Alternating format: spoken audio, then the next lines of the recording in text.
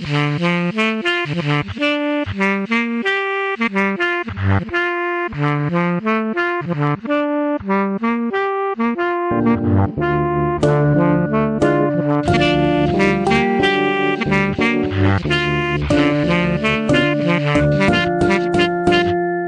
like that shit. Yeah. All right, let's do this. All right, let's go. So, I got my guy Chonz. If you want to introduce yourself to the camera. What's up? My name is DJ Chonz. I'm a native of Denver, representing all things music, beats, and hip hop. I don't know. I'm not very good at introducing myself. So what we're trying to do with this Creative Questions podcast is talk to creative entrepreneurs about their path to success through creativity, right? So what I'd like to do is just start, like where you're from initially. You said Denver, like where exactly? North Denver, but grew up specifically in this kind of like middle area where it's called unincorporated Adams County. Mm-hmm. So it's like between Commerce City, Federal Heights, Thornton, Denver. It's just right in the middle and kind of like off of Broadway. Okay. I don't know if you know, like Las Delicias restaurant up north, kind of that area specifically. Word. And what was it like growing up in Denver during that time?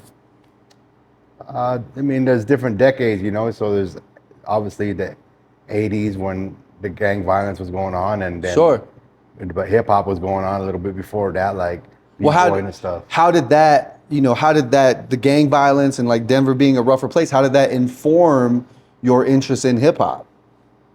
Well, first hip hop was introduced like by breakdancing, obviously, like Beat Street and breaking and things like that.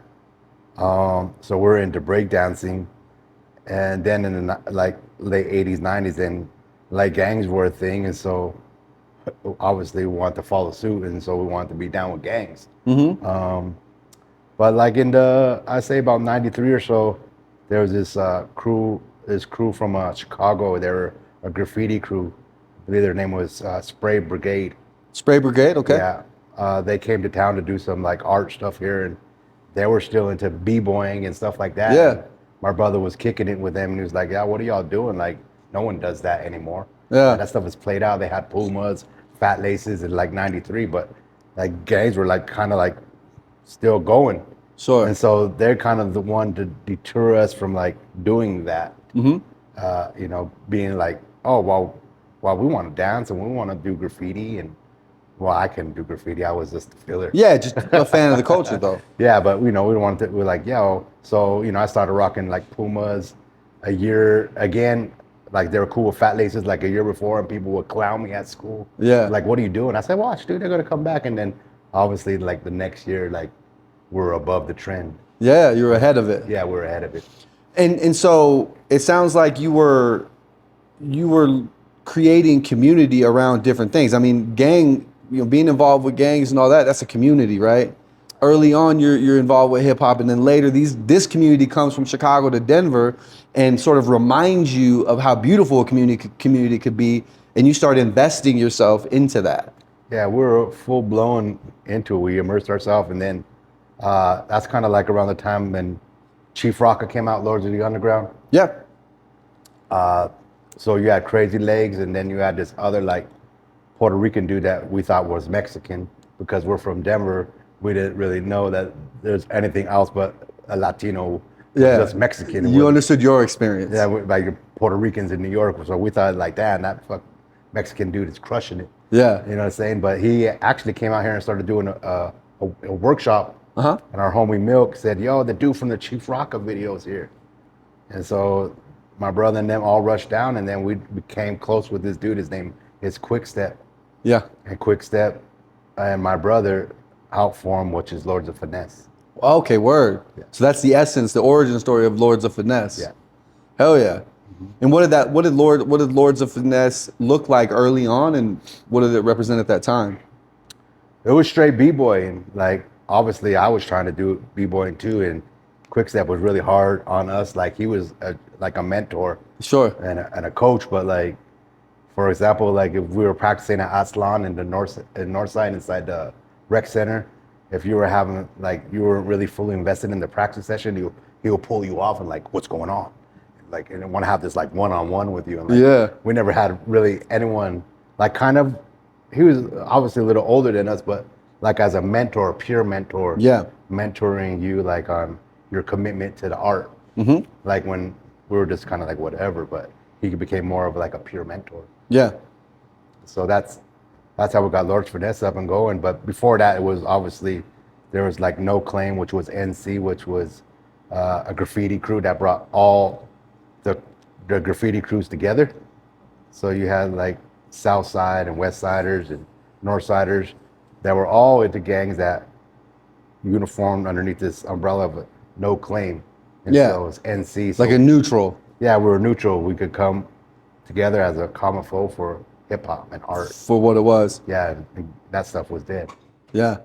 So you're dabbling with breakdancing. You're out there painting, but you're not quite to what your expression is going to be.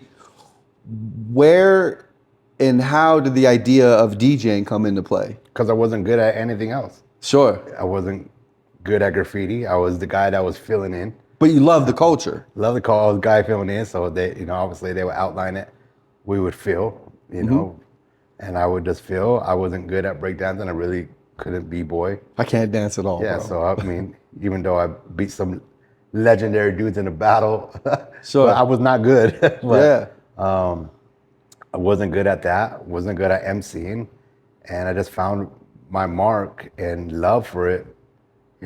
DJing, just like getting the opportunity to touch turntables and mess with them. And I was like, yo, this is it. This is what I want to do. How old were you when you first got your hands on some turntables? And were they what were they? Were they Newmarks? Were they Geminis? Were they Techniques? Belt drives? What My were brother had Techniques I was in 6th grade. Sure. He was already DJing, like for the gangster parties. So you were already right there. Yeah, he was DJing for the gangster parties, and I would sneak on his turntables when he would go to school. But then when he got really heavy in gangs, he quit DJing, and so obviously we didn't have turntables or anything more in our room. So I didn't get really reintroduced to it till like 92, 93. Okay. Like at another house party at my brother's house where the crew, Rocksteady crew was all there. We had Ken Swift, Crazy Legs, I believe Mr. Wiggles. There's so many like legendary b-boys. Yeah. That's why we call where we live on the north side block Hip Hop Boulevard. Because like, yo, if it wasn't for that street like that Sure. and all these people, like none of this probably would be happening. But local DJ there, his name was Hen G. He was DJing the party. He let me play on his records. And then he left him there, and then that's where he fucked up. Yeah. He left him there because when he left, I stood on him all night. Yeah. Got up early, started messing with him, and I was hooked. And the legend was born. It was done. It was a wrap. Hell yeah. How can I get turntables? Yeah. And how did you get turntables? Well, the first one I saved up, and me and 2 other dudes, we all saved up and pitched up and got one from the pawn shop. Okay. Because I was mixing on a Walkman tape cassette and a CD, that portable CD player, and I was mixing back. Doing what you had to do. Yeah, that's all I had. But then we got one turntable, and then actually the dude Regas, he hooked up my first turntable. Oh, word. He hooked up my pop with one turntable, and gave me this long ass whack mixer. Old ass mixer. I don't know what it is. Whatever you had. That's had a little dope. bottom underneath it, and you had to plug in from the bottom. Yeah. It's like, and the fader was like this long. And You you're still like, had it would be retro. yeah. So my dad like cut this table, and like for the mixer could fall into it. Yeah. And like he made it custom for me. But yeah, it was like, I think I have a video of it. It was like so out of date, but I used whatever I had. Yeah.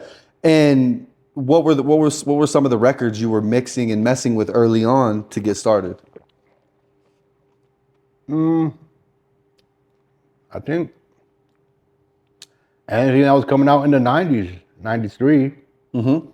A lot of Black Moon, Mad Lion, Common, Sense. Yeah. But those type of records, and then obviously anything from the 80s hip hop that my brother already had a catalog of. So I was using his stuff, his records that he already had, but I had to start building up my own collection, go to wax tracks and stuff. When did you start getting confident enough to play parties, like let's say at your brother's house or wherever around town? And then how did that lead to you eventually getting on the radio? That's a longer process. I was instantly confident, even though I didn't know what I was doing. Mm-hmm. So I think that's what you need. But then there's like a certain quality to being naive. Yeah. That you'll try anything and do anything, and it's almost a Zen state, right? Because you don't know, so you're just in there trying, and through that effort, you end up manifesting like actual dope stuff because you don't know any better. Yeah, I was just. You're not getting. I thought I was the best. You're not getting in your own way. I didn't think. I thought I was the best for whoever was coming up around me at the same time. Mm-hmm. You know, so I was already like kind of feeling it. But how did I get in the radio as well? There's a kind of big story from that. Like, first I had to win a competition on the Eclipse show. Okay. Right, 88.5, which is Chris Nason and them. Francois was already on there doing the show. Sure.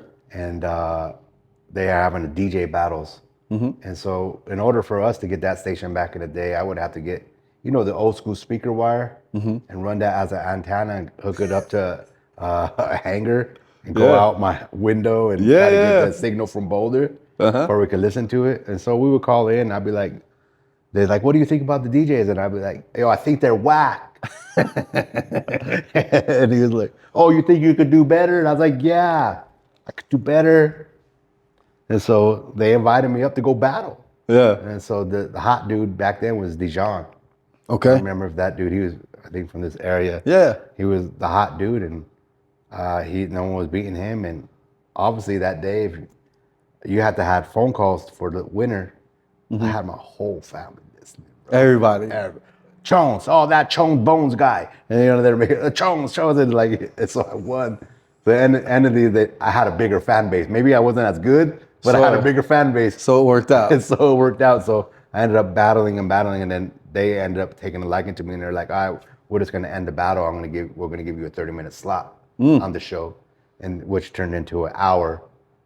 And then basically that, Eclipse ended, and then Francois was always like kind of getting at the program director at KS 107.5, and finally solidified us to get a radio show on Sunday nights with me, him, and Kingdom. Dope. But I wasn't even in town. I was doing my internship in Cali. Yeah. And so I would do my mixes from California. And send them back. Which was even better because I was more on top of the music. The trends, yeah. You're out there with it. No one was downloading MP3s then or nothing yet. Yeah. So it was still vinyl. So I had all the joints. And so we still kind of had this cool free range of do what we want on Sunday nights. Mm-hmm. And so I'll send them back with some fire heat. Yeah, yeah. You know what I mean? So we're up to date in Denver.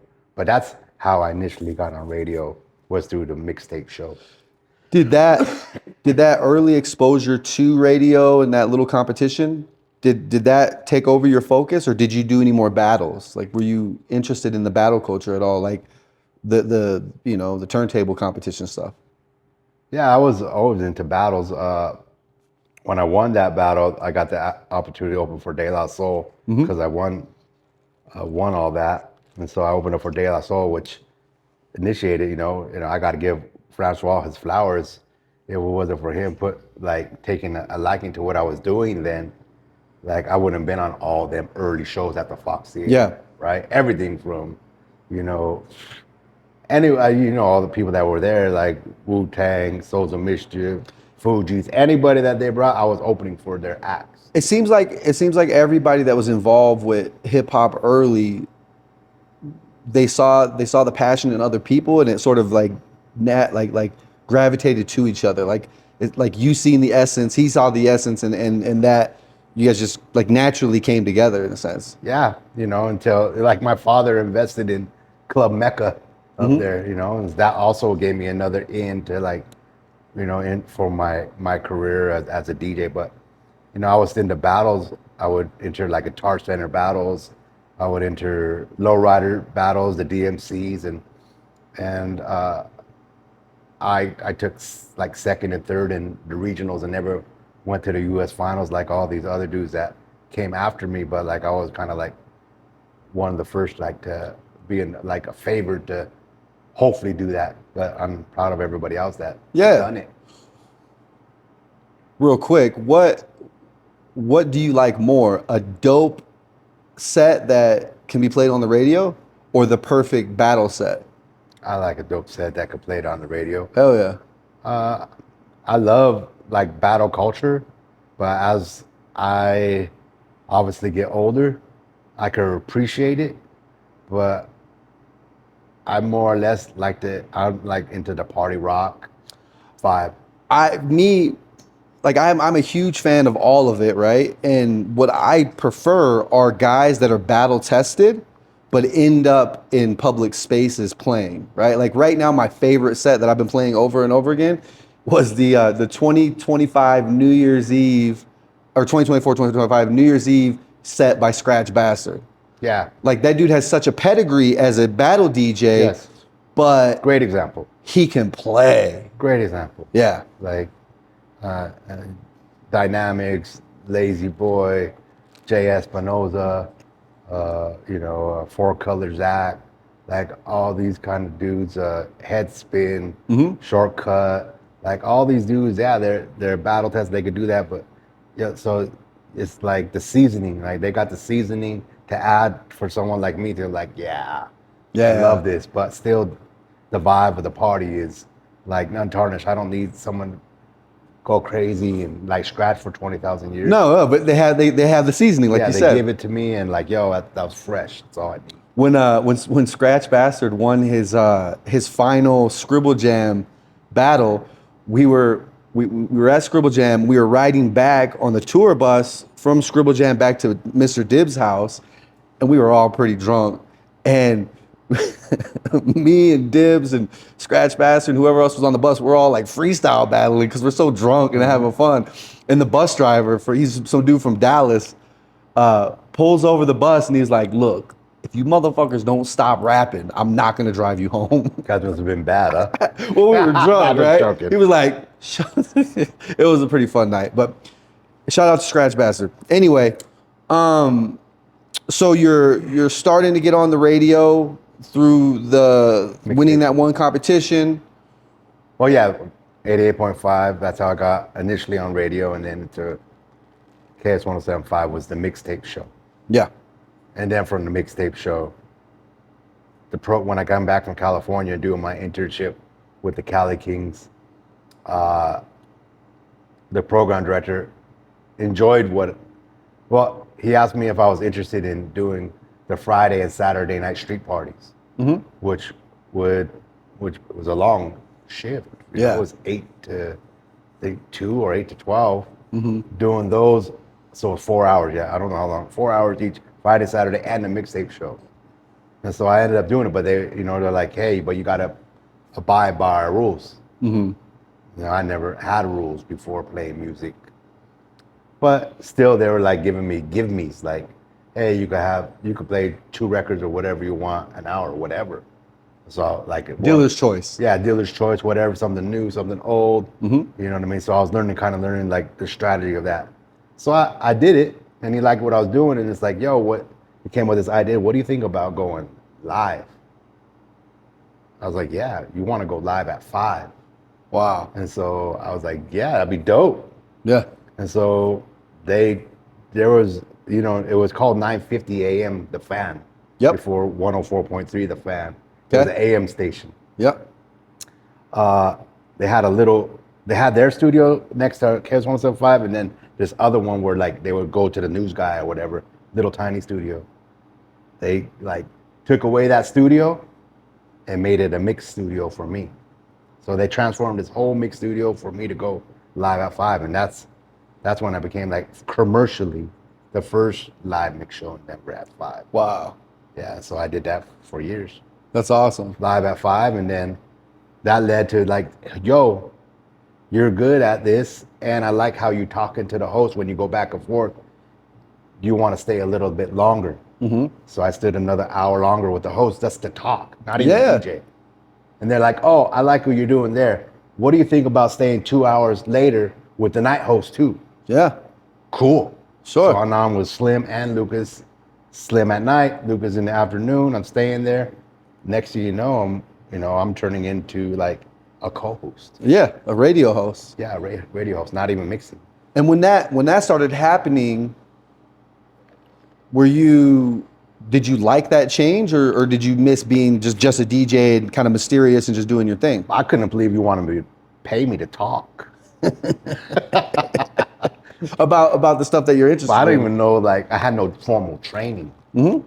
Right? They don't give you formal training. They just like how you sound and like, oh, go. Yeah. And you're just figuring out they're going. The guy in the back that's running the board, I don't know, they have formal training either, but they know what the flow is supposed to be. I don't. Sometimes I don't know. It seems like the formal training you had was early on when you were doing that B-boy crew stuff, and that guy came with the discipline. Maybe. And like you're like, what? I think everything's on the job training. Yeah, life is on the job training. Yeah. Battle tested. Yeah, so that's, I just learned as I go. Mm-hmm. And then eventually what happened is Lucas left. They brought in a female jock from San Francisco, and he wanted to partner me up with her. Uh-huh. So I ended up being her partner. She left. We thought Slim would get it, and then they brought in another female to replace her. And then that didn't work out. And then they eventually said, like, yo, it's your time. Yeah. You ready for this? You're the one. Yeah. And so after being like the sidekick for so many years, mm-hmm. co-host, mixer, I got the whole afternoon shift. Wow. Which was insane. Yeah. Like, cause that was thousands of listeners. Yeah. At 5 o'clock, but my shift was now 3 to 7. Mm-hmm. And now I had to talk. Prime time. Yeah. And DJ. At one time I was talking and DJ. And yeah, because they're gonna always maximize their situation, right? Mm-hmm. So, we're getting a guy to DJ, we're gonna pay him, and he's the host. Like, yep. We're getting a 2-for-1 here. Doing both, but it was dope. It was the first time that, I was offered health benefits. Yeah. But I was like, yo, I declined them. I don't need them now. What do I need that for? It's been too late. I've been here for like 10 years. Yeah. Or whatever you're gonna give me, I don't need them now. But sure. It was dope. So we rode that out for about 15 years. Yeah. And it seemed like during that time, like everybody kind of got to know you, and your presence grew over the city. That's probably when I was introduced to you through the airwaves. I know you had started some record pools, mm-hmm. and you had introduced that to other DJs. And it seemed like when I talked to other DJs in the city, you kind of were mentoring in a sense, right? Like you're in this position, you're on the radio all the time, you're DJing, you're probably playing some of the clubs, and people see that, and you naturally progress into like a DJ's mentor, like almost like when you guys saw that breakdance guy way back when, people are now looking to you like, man, this guy knows what he's doing, even though every step of the way, you're just kind of figuring it out. Yeah, I was mentored by, the Baker Boys' big brother, rest in peace, Frank V.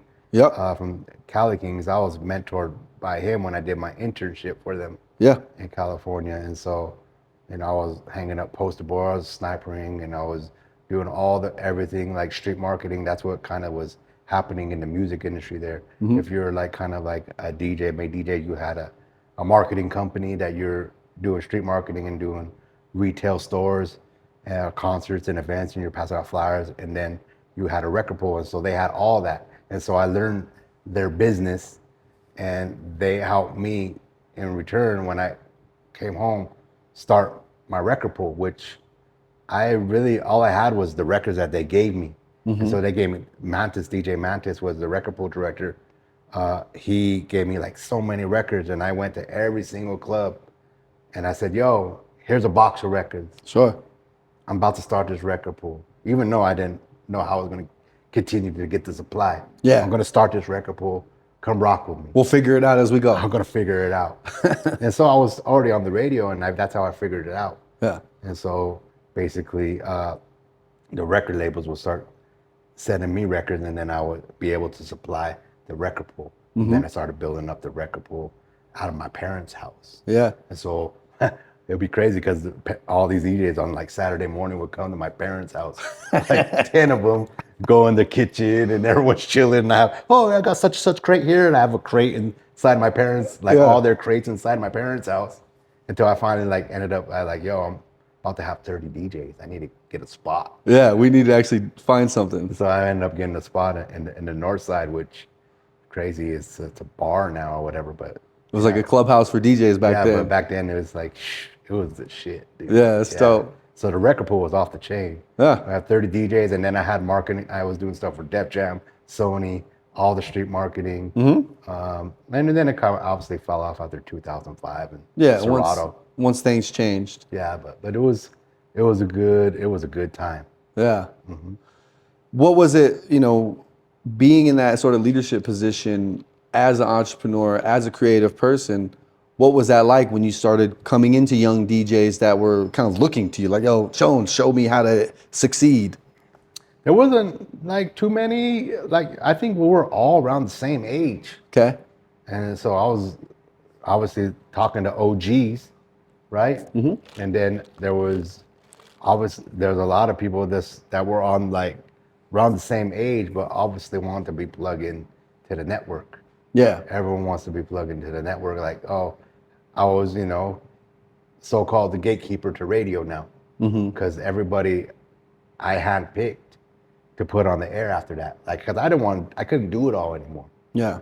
Like, and so. It became too much. There's too many things happening for you. Sabotage, Psycho, DJ Beds, DJ Mantis, all these DJs, like I had Baby Boy, I handpicked and like decided if they were going to be on the air or not. Yeah. And so then everyone had their own like slot, and they got to build up their brand too. Sure. But obviously we're underneath, the Radio Bums brand. Of course. Then, and so that's like how the Radio Bums were on both airwaves, which technically I am not supposed to say that anymore because the homie that I started with in '96, sent me with the cease and desist. And whatever. Whatever. You can't erase history, but everyone knows the real. But at the end of the day, that's how the Radio Bums got so big as DJs. And and then sometimes like Psycho, he ended up not working and then going to Mega, and he was on 95.7 at one time. And they started spreading. Yeah, so now we're on Radio Bums on 2 stations, which then that's when I was kind of getting like, oh, my boss, I didn't like that. Yeah. Like, how do we make this stop? Make them stop. Like, yo. We created our own competition. Yeah. Make them stop. What was it like playing clubs during that time? It was great. Because, obviously, I don't know. Now I think it's more like common. But back then, DJs just wanted to be DJs. But I always had aspirations of being the DJ / promoter, right, and making the whole bag if I'm the DJ. Yeah, you had this entrepreneurial marketing I thing. always wanted to fall in that lane. So, but it was great. I mean, again, competition. The so-called our DJs would throw a club night at, for example, maybe Club Purple downtown, and Hollywood Legends, which with the radio station on the same night. They're like, yo, you can't have more than one DJ that's on the radio at your club night anymore because we're taking out the radio station club night that advertises. You have the people that are paying the money. Their club is dead, and we're not paying any money, and our club's packed. Yeah. And so it was a fun time. I loved it. Obviously a lot of work with our records and stuff. Yeah. It was great. Do you like doing club sets or radio sets more? Oh yeah, depends on the setting of the radio set, right? Yeah. Mixtape show was fun. I had no handcuffs. I could do whatever I wanted. Mixtape show. You like doing the mixtape show or a club set?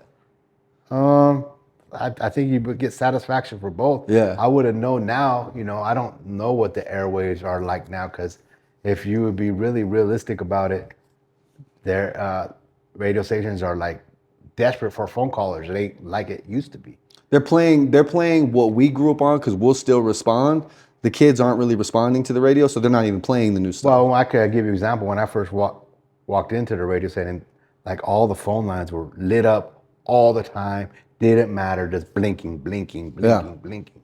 By the time I left radio, you see a call, you're like, hello. hello. You're trying to Yeah. get anything to throw on the air, to get a voice on the air. But it was, so I don't know what I would probably say a live setting because you get that instant reaction, the gratification. Yeah. Right? Instead of like me putting out a mix, hoping for someone to comment on it and reaffirm that I did a good job or something. Yeah. You know, so I still remember maybe a couple years ago, you were at one of the clubs I was running, and you played this ill, like 30-minute Jay-Z set before anybody got in there. And then you turned to me like, yo, that was for me and you. And then you start playing this shit everybody else wanted. I used to always do that. I remember when I first brought me on. Yeah. I would do that for us. Yeah. Like 30, like, yeah, let me just rock something for us for a little bit. Yep. Okay, that's for us. Let me get to this, you know, what I know is they want to listen to. Yep. What we got to do. What we're here for. We got to do. And that was the cool thing about working with you is like more than any other like person that I worked for in the nightlife experience, did I have no pressure because you trusted what I was going to do. Yeah. You just trusted, like, I don't need to tell you what to do. Just do you. You know what needs to happen. And that was the end of the conversation. It was like, yo, I need you to play this record. Oh, you need to switch it up here. Like, I've been a part of them kind of like establishments, and I really have a hard time with it now. Well, you don't hire Picasso and tell him what to paint, right? Right. You say, hey, bro, get busy. I'm excited to see what it turns into. Yes. You don't hire the artist and try to direct them in a direction. You let the artist create. And you know, you understood the assignment. Like, this is the room, fill the room, do what you need to do. You'll figure it out. I understand when you have bigger clients and like, this is the vibe that we want, plan accordingly, right? Example, you know, I'm doing the Mary J. Blige show, the 25th. Yeah. I know the assignment. Sure. Right? I have the old sets. school hits. I know what I need to do. I know the assignment. Yeah. They're just telling me, don't play these records, but you know the assignment. Sure. Right? And so trust you. As radio started winding down and you started exploring other opportunities, some of which being your nonprofit stuff, some being your DJ school, right? Like, how did that come to be, and what has that turned into for you? Yeah, well, the radio career wasn't winding down. I was at the top of the game because we ended up having a morning show. Yeah. That's like the biggest thing. The biggest thing you could have, to have a morning show. And so before I had the morning show, I was still the afternoon host, and we got bought out by another company. So I was doing everything I could. I had a PR agency, like get me in 5280 magazine, like get me in a lot of press, help me start my nonprofit. I was trying to build this equity. Yeah, you understood the equity. I was trying to build this. I was like, all right, I know when you get bought out, they're gonna trim. I want to bring enough value to myself that like when it came time to look at DJ Chonz, that they weren't gonna like get rid of DJ Chonz. And so I thought I did that, and I was like, you couldn't go anywhere without seeing my name. Yeah. But they still trimmed the fat. And then I was like for a year out the game, and then I got the morning show.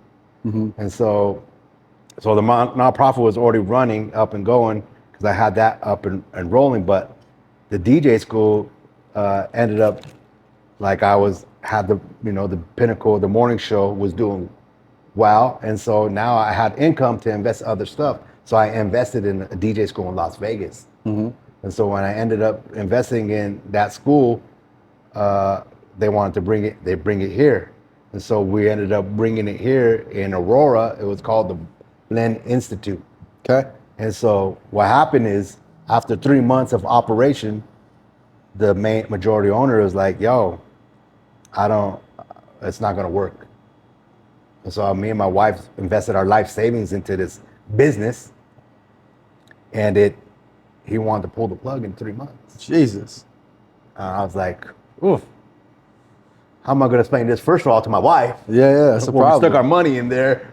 And do I really want to continue to do business? Because he already had a plan to like, oh, we're not going to do that. We're going to take it to Las Vegas, or we're just going to operate here, and this is what we're going to do. I was like, I don't know if I want to continue doing business with someone like that. Yeah, someone so spontaneous. And Yeah, I was sporadic. like, ugh. I said, this is what we're going to do. I'm going to keep all the stuff. You go your way, I go my way. Yeah. We're going to call it a deal. Yeah. And so that's when I reached out to DJ Stacks, because he was teaching at the Blend, and see if he wanted to.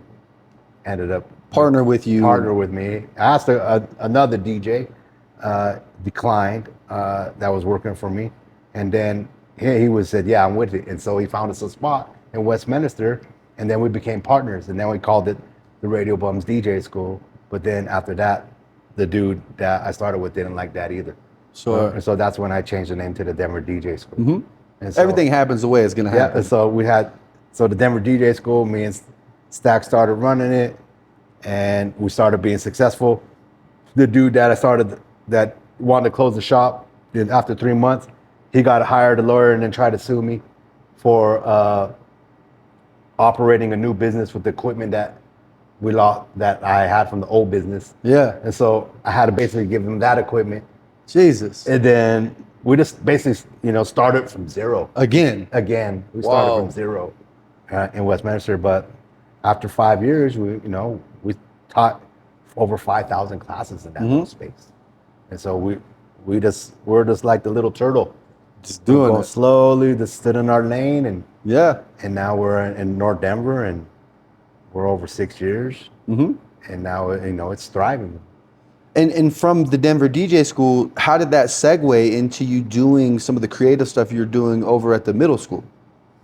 Yeah, so that was obviously the transition from radio. I was all in on Denver DJ School, and then my friend that I used to DJ for in a rap group called Infinite Minds, he was a dean of culture at this school. Yeah. And I seen him, I was like, dean of culture, that sounds great. Mm-hmm. Dean, man, I always think of deans like in college, it sounds wonderful. Yeah. I seen my homeboy, I was like, yo, make me a dean. Yeah, I want that. And I'm like, yeah, I got a college degree, put me in. Put me in, coach. And so he said, well, are you for real? Yeah, come down. I said, oh, after I get married, I'll go down. And so he ended up getting me a job there, and I figured that would be a good pathway to get my school and to learn education as a whole.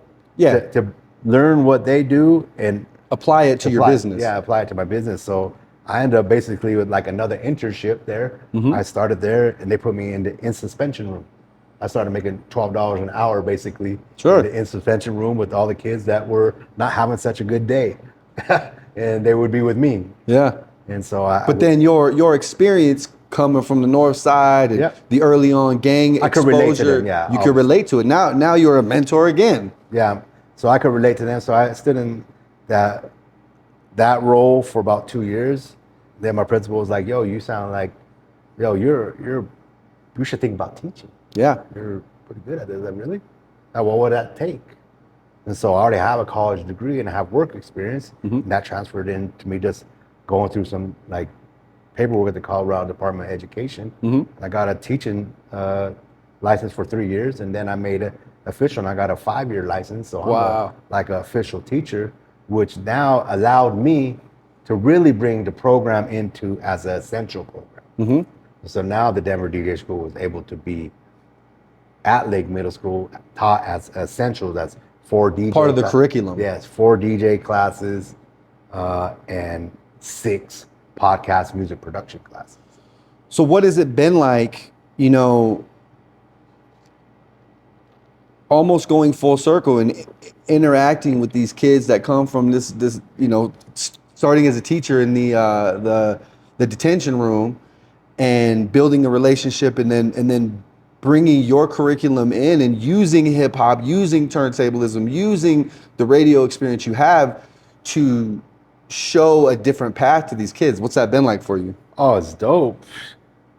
Our biggest, obviously we have a lot of DJs that did come to the program. I put DJ Noel as one of our students. She was with us since 6th grade. She's in 10th grade now. I put her on a billboard this year. But one of our biggest success stories is obviously our little dude DJ Slickback. He's a freshman this year, but he was 2 years in the program. He got to play with Squizzy at the Broncos game. Yeah. But this year, I had a 1099 that dude for making 5 Gs. Wow. Like, yo, as an eighth grader, in your eighth grade year, you made 5 Gs. And like, I had to send you 1099. How cool is it? Like, that's what I'm saying. Like, you're showing these kids the potential that they have within them through this culture that meant so much to you over the years. Oh, it's so dope. And then once it's kind of like, you probably got the itch, right? You're like, man, I did this myself and I made some bread myself. No one told me what to do. It was all like, obviously you have mentors and people that you talk to, but like I still had to do it. Yeah. And so once they get a taste of that, you want a little bit more. Sure. And what do I need to do to learn more? And so the more that I could hook like that, the better for all of them. The more curiosity you can create to learn and inform themselves on how to find success. Where is it hiding? It's kind of like you being in math class and you're like, what will I ever need to do? Use this Algebra X times for 2. Yeah. What would I ever need to use this for? Like, well, I have proof, instant, like proof that this is what you'll use it for. Yeah. And this is what you're going to get. Yeah. And here's a classmate that has done it. So do you want that path or what do you want to do? I have instant proof because that's what people want. Like, obviously, like if you go through social media, you want to like, you want to share, you want a comment, you want instant gratification. Yep. Well, I'm showing you if you put in work, this is what It will reciprocate. That's what could happen. Yeah. If you put the work into it. And here you go. Here's your example. Hell yeah. Right? And you can see that, and then you're like, oh, cool, I'm in. Yeah. The buy-in changes. The buy-in change. I could give an example of the young kid that's like, yo, he struggles in school, maybe coming to school, and I have him in my class this year, and I was like, okay, I'm ready for this student. And when I got him in, all the kids are locked in for me. They're locked in. And he does his podcast, his script, and he's like ready to edit and record. He's like, man, finally, I'm gonna be on late night radio. It's like, since he got there in 6th grade, he's an 8th grader. This has been his goal. What's been working towards to do this. Yeah. And I was like, damn. I felt like impacted, like, yo, that's dope. This dude's really want this. And when he recorded it, he did this dope sports segment. It's like, yo, he did want this. He wants to smoke. Yeah. And all the other stuff, he may struggle in all these other classes, but he may found a niche here. It's something that, like, at least for 30 minutes or however long it takes him to create, it takes him forever away from any problems that he's having. Yeah. Right? And that's worth more than any money in the world. Yeah, absolutely. You showed him what success could look like. Yes. Even if it's just in that 30 minutes. But now you're willing to work your whole life to get to that 30 minutes. And so now success becomes a way of life. That's beautiful. They feel accomplished, like, oh man. And then they can hear themselves. And then if they can get played, if their segment makes 104.7 The Drop, which late night radio is powered by Denver DJ School every Saturday at 8 a.m., they have something like, again, instant like gratification. If you do hard work, we're going to put you on the mass airwaves and you can hear yourself and share with your family. Yeah. And your family can listen to you live. Yeah. Either on your phone or wherever. On terrestrial radio. And so to me, it's like, that's the fruits of your labor right there too. Again, reinforcing, like, yo, if I try hard, that could be me. Yeah. I'll be honest. I came from a rough situation. I got lots of trouble.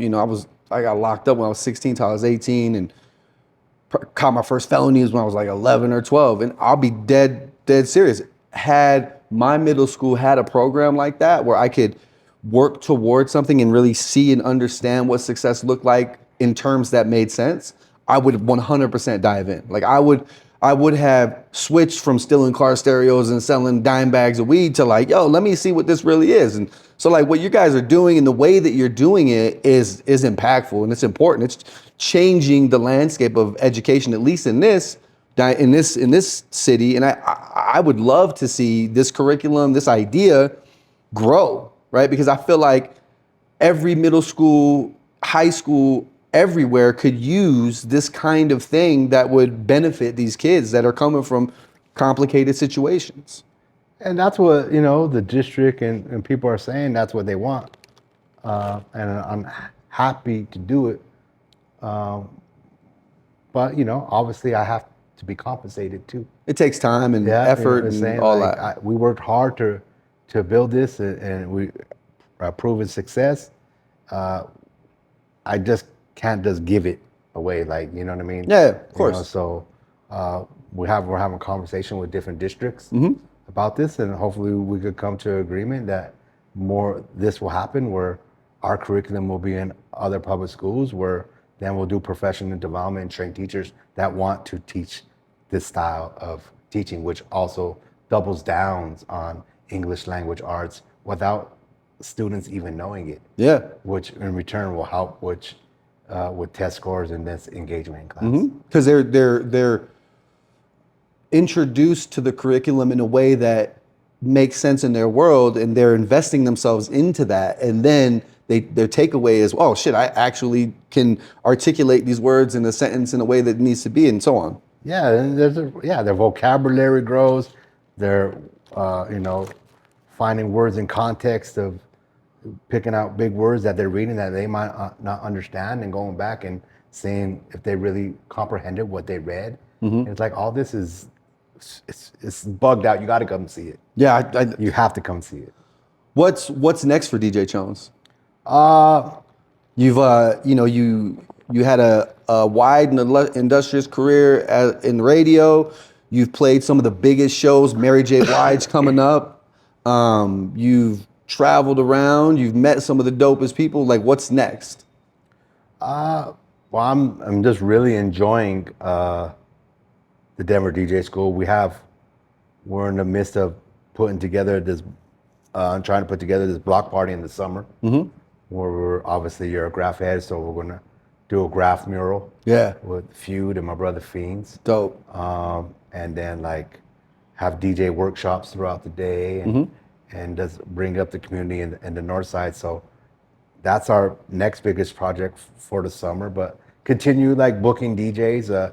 This year I booked had to send out about 25 1099s, but booked over 40 DJs. Wow. And so I put money physically in over 40 DJs pocket this year.